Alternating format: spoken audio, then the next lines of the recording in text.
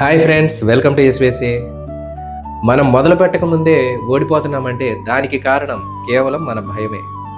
మన కలలు చనిపోవడానికి కారణం ప్రపంచం కాదు, మనమే. మనని ఎవ్వరూ కదలనీయకుండా చేయట్లేదు, మనని ఎవ్వరూ ఆపడం లేదు. మనకి మనమే మన చుట్టూత గోడ కట్టుకొని అందులో బ్రతికేస్తాం. మన భయం మన శత్రువు కాదు, అది మనలో దాగి ఉన్న శక్తికి సంకేతం.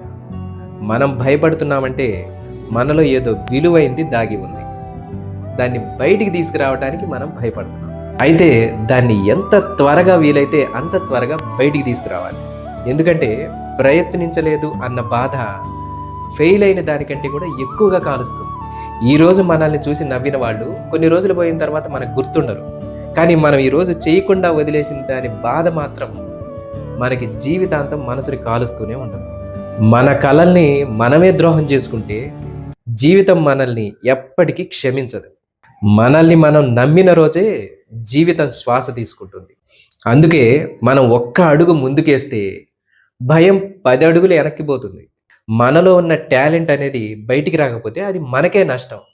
ఈరోజు కనుక మనం భయపడి ఆగిపోతే రేపు ధైర్యం కూడా మనల్ని గుర్తుపెట్టుకోదు. మన కలలు అరుస్తూ ఉన్నాయి, మనం మాత్రం మౌనంగా ఉన్నాం.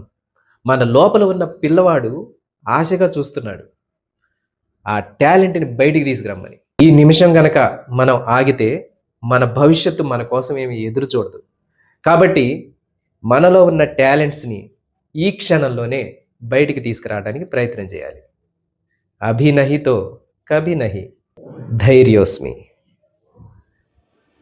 ఈ మంచి మాటలు కనుక మీకు నచ్చినట్లయితే లైక్ చేయండి, మీ మిత్రులకు షేర్ చేసుకోండి. మరియు నేను చేసే ఇలాంటి వీడియోలు ఎప్పటికప్పుడు మీకు నోటిఫికేషన్ రూపంలో అందడం కోసం మా ఈ ఛానల్ని సబ్స్క్రైబ్ చేసుకోండి. మరియు మీ యొక్క విలువైన అభిప్రాయాన్ని కామెంట్ బాక్స్లో తెలియజేయండి. ధన్యవాదములు.